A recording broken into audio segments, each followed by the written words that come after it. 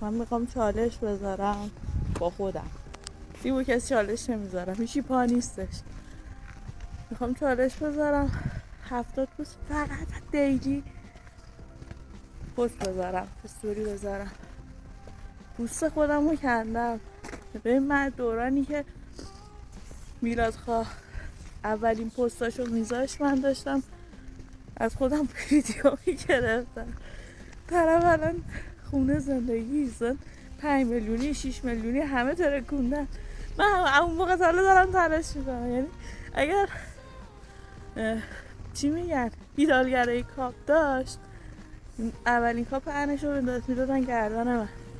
دیگه من میخوام دیلی پست بذارم، دیگه برام هیچی مهم نیستش. الان آدمو دارن خیابون دارن میچرخن اصلا دیگه به کتفم دیگه فقط پست میخوام بذارم. یا راهی خواهم ساخت یا راهی خواهم آخ والا دیگه یه ایدالگرایی بذاریم کنار.